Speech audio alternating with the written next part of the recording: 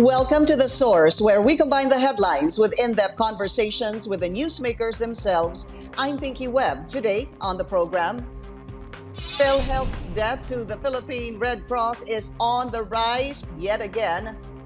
Will this put a halt to PRC's COVID-19 testing again?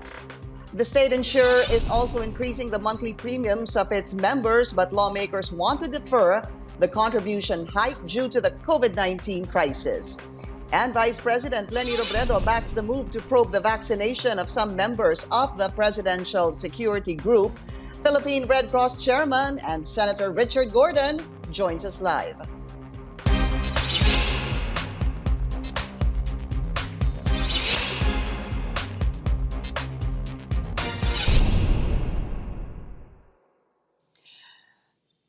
Back-to-back contribution hikes await Filipinos this new year as both PhilHealth and the Social Security system are increasing their monthly premiums starting this January. For SSS members, the maximum monthly salary credit has increased from 12 to 13%.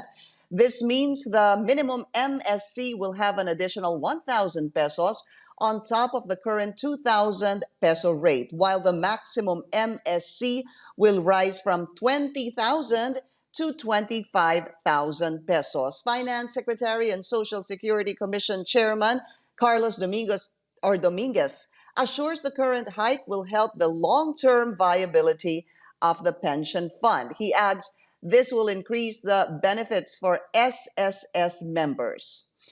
On the other hand, PhilHealth has also increased its monthly premiums from 3 to 3.5% starting January 1st. This means a member's fixed contribution is now at 350 pesos a month if his monthly salary is 10,000 pesos below.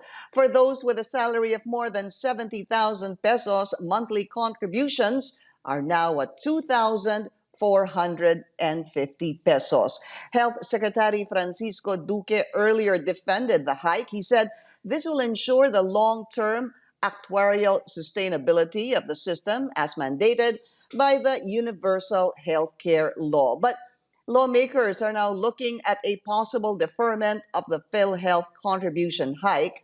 Anak Kalusugan Party List Representative Mike Defensor wants the state insurer to delay the hike for 6 months as a reprieve for Filipinos suffering from the COVID-19 crisis. Both Senators Kiko Pangilinan and Amy Marcos also pointed out the billions missing from PhilHealth due to corruption. They say this is not the time to further burden millions of Filipinos who have lost their jobs. And Senator Bongo says President Duterte agrees with the need to defer the hike, but this will require legislation. Go says the Budget Department is studying how it can augment the needed funds of PhilHealth if the contribution hike is deferred. Now let's go straight to the source of the story. We have Philippine Red Cross Chairman and Senator Richard Gordon. Senator, Happy New Year to you and welcome Happy to the New Year, source. Pinky. I hope we have a better year. Really terrible. I hope for the same, Senator, for all of us. So let's start with this. This again in the news. PhilHealth owes the Philippine Red Cross. Last I saw, it was 800 million pesos. Can you tell us if this is still the updated figure? Well, the latest figure is about 762,877,000. Almost 1 billion pesos already, you know. So we're kind of biting our nails. Nakakatakot because habang lumalaki yan, natatakot kami dahil baka hindi namin may pagpatuloy sapagkat meron kami mga cost na dapat bayaran. Kaya yan ang pinaghahandaan natin. Panay ang paalala namin sa kanila nung binayagan namin sila magbayad rin. Ang pangako nila every 3 days. But you know, even every 3 days, kapos sila dahil halimbawa, since December 29, hanggang ngayon, bumaksok pentes after the holidays ng konti, ang nakalap dyan ay 97,500,809. And at the reduced cost na yan. So, to date, Red Cross has tested over 1,500,000, almost 1,560,000 na ang natetest, no? almost 1,600,000 na halos, 1.596. Yan nangunguna kami sa testing. Ang laki ng lamang namin sa pangalawa, pero hindi naman yan ang pinag-uusapan. Ang importante, dapat talaga matulungan ng PhilHealth yung sarili nila na makaagapay sila sa pagbabayad. But Senator Gordon, this is the problem of PhilHealth, of the Philippine Red Cross with PhilHealth Part 2. Let's go back to October when you suspended, or rather the Philippine Red Cross suspended the COVID-19 sponsored testing from PhilHealth. So what I want to find out is this. I heard from an interview, I read it rather, your interview with DWIZ. Ang sabi nyo, it seems that the problem is, ang ginagawa ng PhilHealth, they only pay when they want to. That's correct. Lalo na nung una, tapos usapan every 3 days. Pag nagbabigay kami ng singil, dapat bayaran within 3 days. And they don't do it.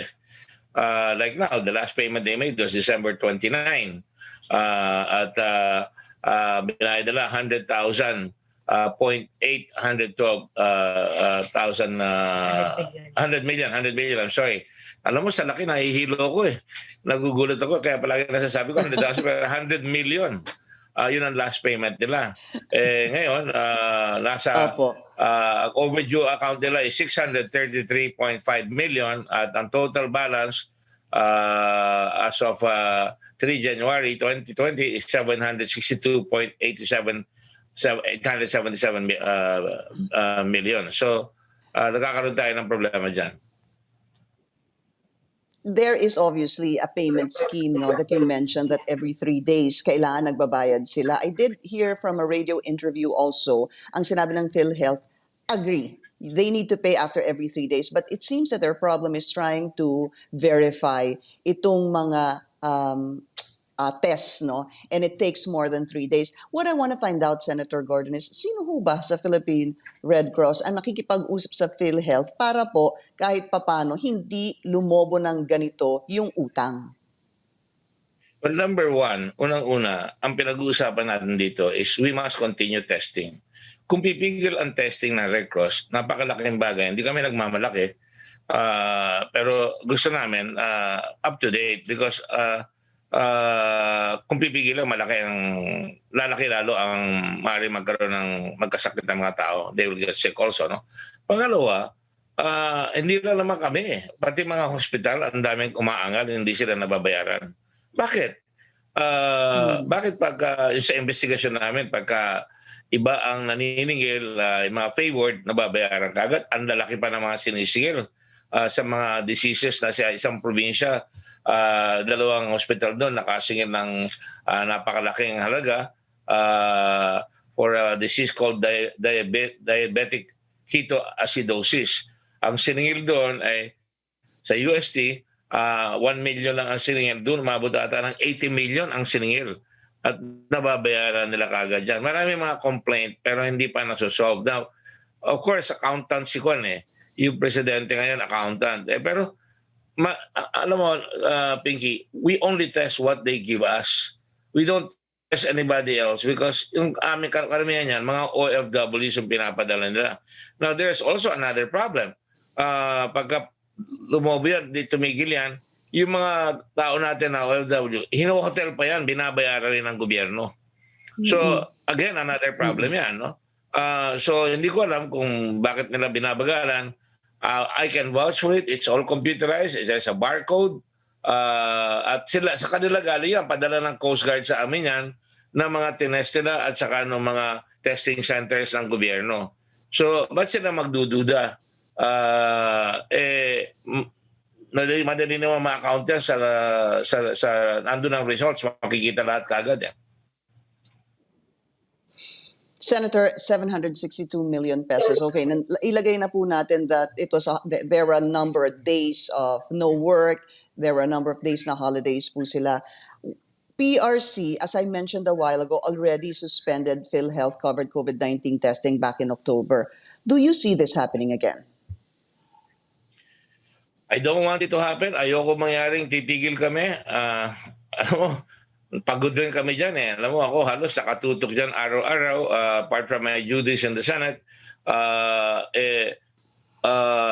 Lahat kami nakatutok dyan, halos araw-gabi. Yung aking Secretary General, yung aming mga tao doon, binabantayan yan.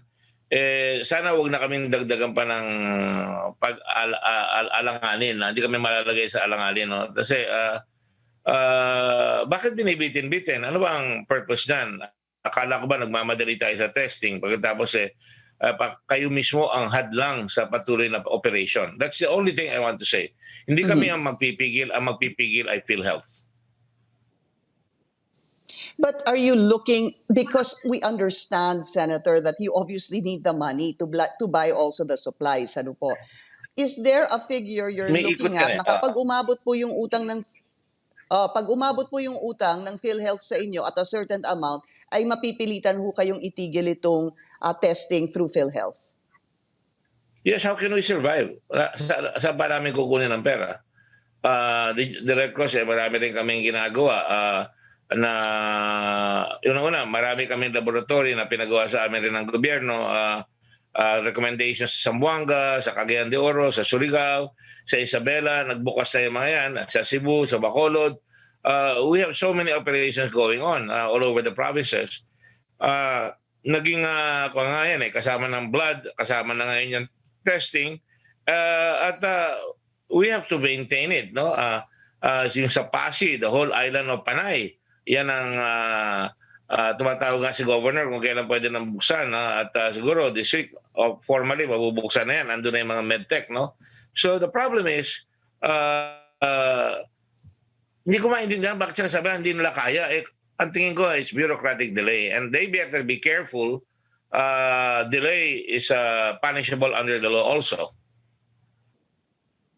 Especially in this time. Which leads me to my next question, Senator. Meron ho ba kayong planong legal action? Is there a possible legal action that could be undertaken dahil nga pangalawang beses na po itong lumabas sa balita yung kanilang utang sa inyo? Well, Mr. Giran is a lawyer. He knows what legal actions can be undertaken against him. I do not want to file cases. The Red Cross is not in that business. Kami, tulong lang ng tulong. Hanggang itong holiday season, tumutulong kami, nagdi-distribute kami ng mga pera dun sa mga galing sa aming mga partner national societies. Bibigyan kami ng 3,500 sa Rizal, sa Cebu City, sa Leyte, at saka sa Maynila, kabuong Maynila, nakapagbigay dyan. And then, of course, meron kami operation, may mga sunog, operate sa mga fire trucks, mga ambulansya namin, umaandar. Yung blood bank natin, umaandar. Meron rin tayong dialysis na libre para sa mga tao. How can we sustain all that kung itong ginagawa nila ay, sino ba ang gusto magsara? Meron pang convalescent plasma. Tapos, yan kayo mismo, halimbawa dito sa CNN, nobody's gonna allow, the Board of Governors or the Board of Directors is not going to allow na magpapautang ng ganyang kalaki at hindi naman namin hiningi yung negosyong yan. Nagpatulong sa amin ang gobyerno at ginawa lang namin ang aming tungkulin at ang usapan, may contract yan, kung gusto nila, bayaran nila, magbago na sila ng contract. Ayoko nang makipagkontrata kung ganyan ang labanan, no? Dahil nahirap half the time of our people are wasted worrying about whether we're going to continue. And they're looking at me, and I'm not the one. It's have to be the board of the directors or governors of the Red Cross who will have to say, we cannot afford that anymore. But do you have a deadline with PhilHealth within the week to pay a portion of what is owed to the Philippine Red Cross? They should pay at least $500 million right away. And then they can pay 200 million if they want to go 3 days, because if you look at 3 days, ito holidays to, itong amount na 97,500,000, ang average na ba, December 29, 6,200 ang test. December, 7,568 ang test. December 31, 6,553. Dahil dumarating siguro yung mga OFWs. Tapos January 1, tigil lahat. Kami, nag-holiday iba kami, bukas kami 24 hours, no? January 1, 2,500. January 2, 2,900. January 3, 2,787. Monday, ngayon, tataas sigurado yan back to about 6,000 to 7,000. So how are you going to continue with that, no?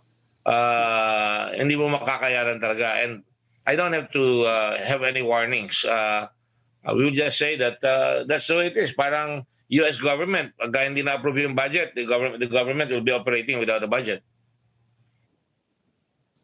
And with this, of course, is that the PhilHealth contributions, an increase in contributions will take effect this month. We're going to ask Senator Richard Gordon's take on this, and of course, government's vaccination plan. The source will be taking a short break. We'll be right back.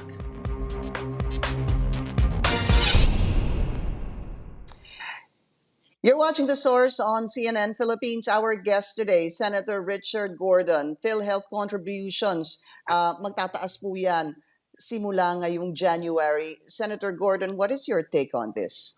I join other senators and congressmen na bago magtaas, linisin nila yung bahay nila because ang daming corruption talaga sa PhilHealth. Alam kong bago si Attorney Gran, galing pa sa NBI yan. Nung dumating siya, I was very happy because NBI siya. Dapat masawata niya lahat. Again, i-repeat ko yung mantra, no? Every other year, nagpapalit ng president because meron mafia sa loob niyan, nakakasuhan at kakasuhan dahil gusto nila manatili. Hindi mo mailipat yung mga matatagal na dyan. Ayaw pumayag malipat at pag ililipat, nagkakaso. Pero tignan niyo ang highway of crime na ginawa nila. Yung mga overprice palagi, yung mga overpayments, doon sa mga hospital na paborito nila na nagbibigay sa kanila at makikita mo talagang sobra-sobra.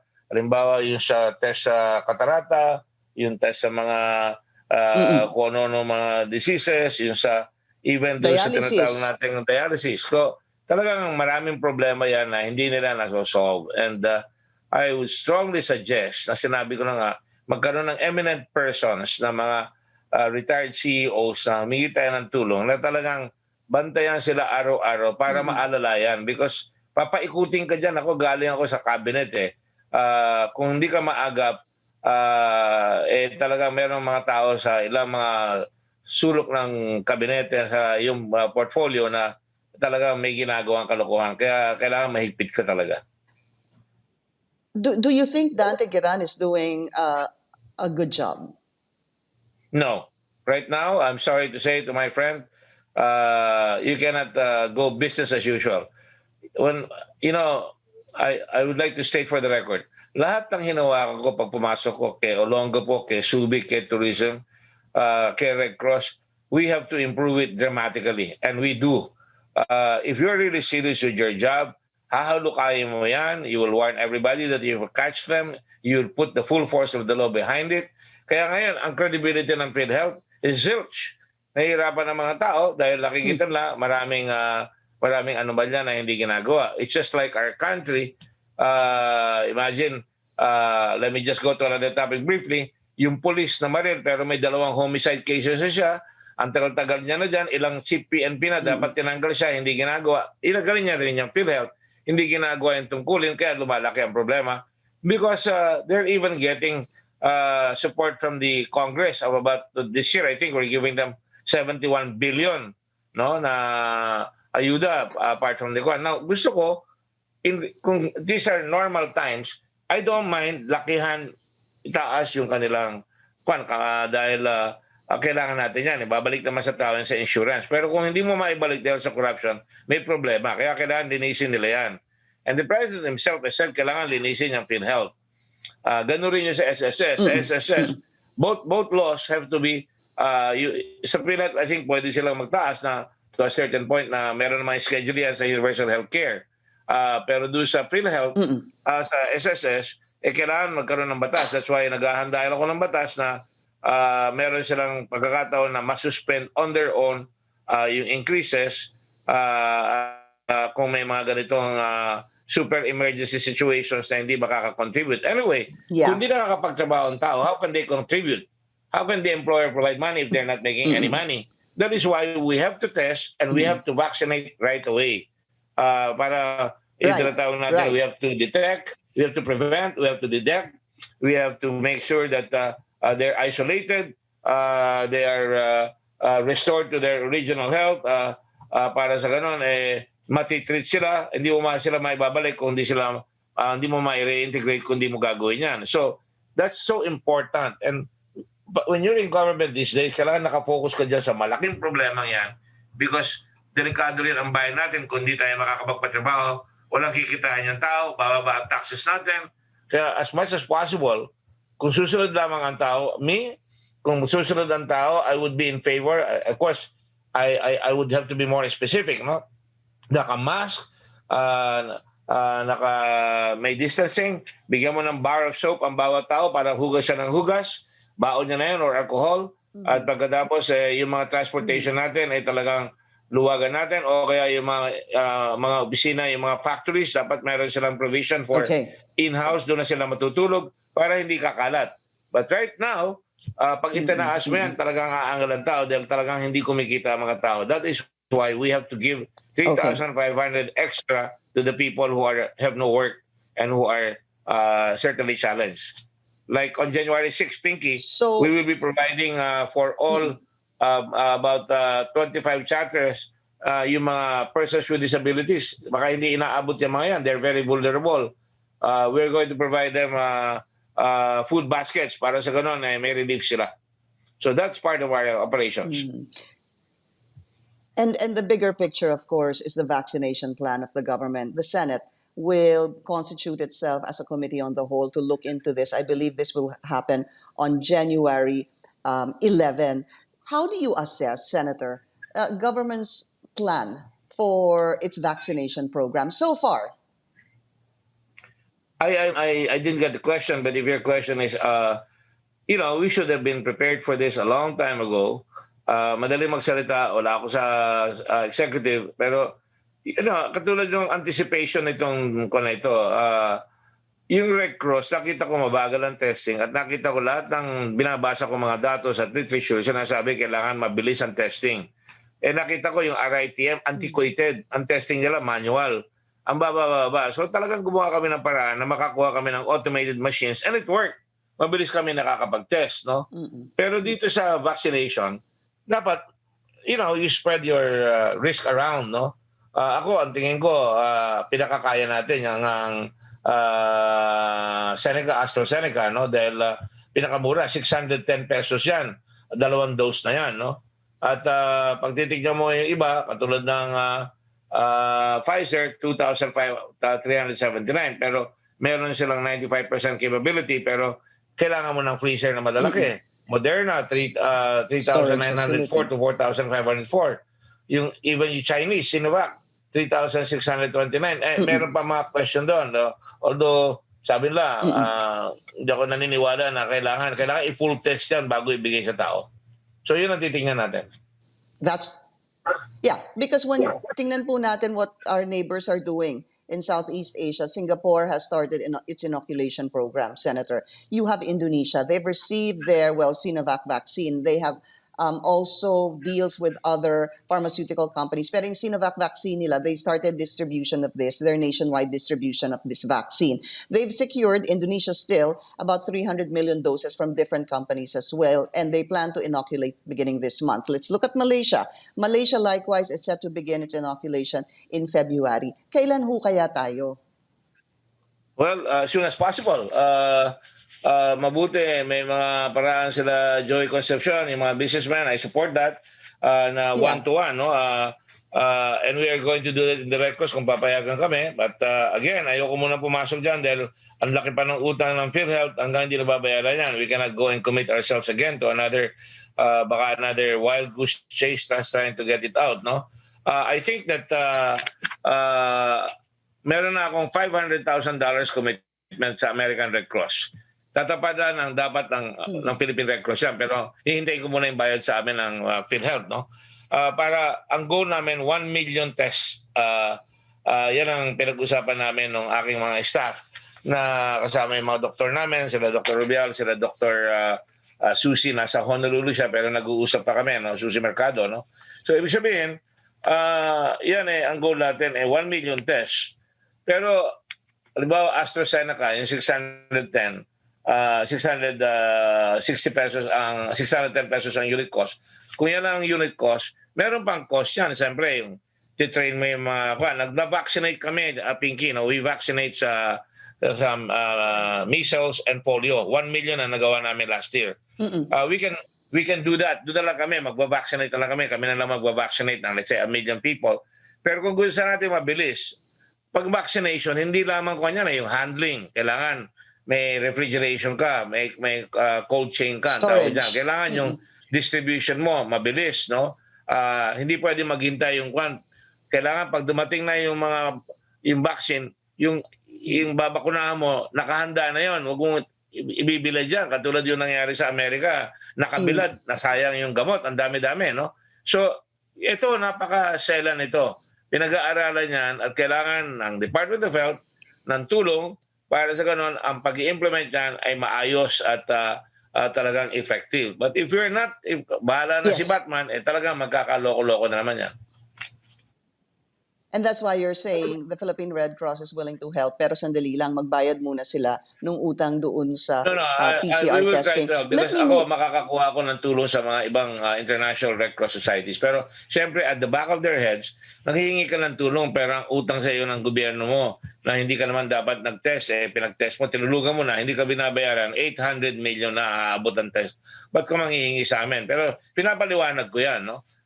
We have no choice. If we are going to call ourselves a humanitarian organization, hindi ako natatakot mag-take ng risk.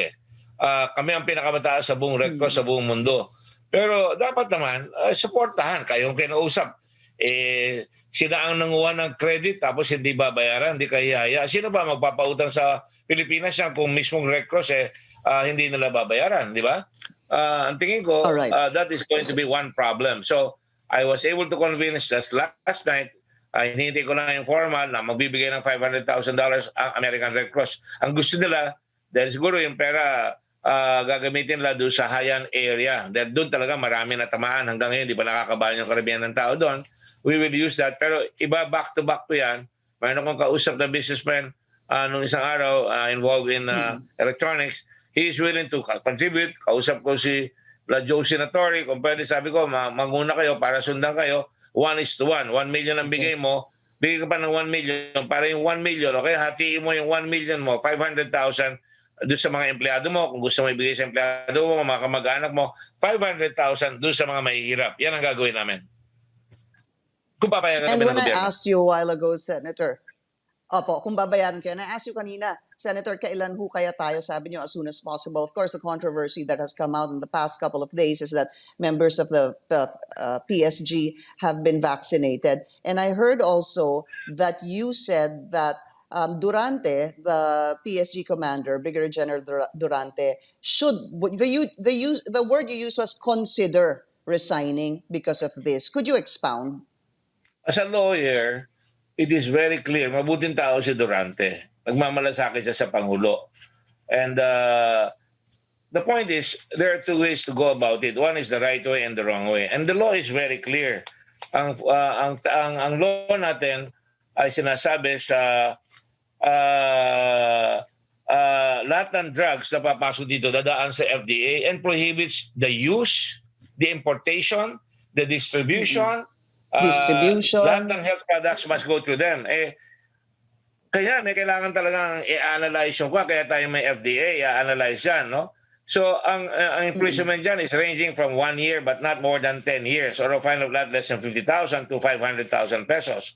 Kaya, pati yung ginamit nila dyan, kung alam nung nag-supply, sila yung supplier, mababan dito dapat yan because they are violating our laws. Meron pang isang law, yung prohibiting yung parang I think RA 8203 special law on counterfeit drugs. Pumapasok yan doon sa section na manufacture, sale, offering, donation, distribution. Again, no? Kasama yan. Importation kasama yan. At saka any unregistered imported drug into the country ay kailangan may permission. Alam mo, yung permission dyan, madali naman makuha sa FDA. I don't know why they have to do it. Magpapakauna-una sila. Samantalang lahat yan, ang tawag dyan, emergency use authorization. In other words, lahat yan, wala pa namang approve sa buong mundo. Lahat yan, emergency use authorization. They could have gotten that Eh, ba't nagmadali? Hindi ko maintindihan yun. All right. Senator, unfortunately, we've run out of time. Again, I'd like to greet you a Happy New Year. Take care, sir. And I'll speak to you again. Maraming salamat kay Senator Richard Gordon. Thank you, Pinky. God bless. Happy New Year. And thank you for joining us here on The Source. I'm Pinky Webb. You're watching CNN Philippines.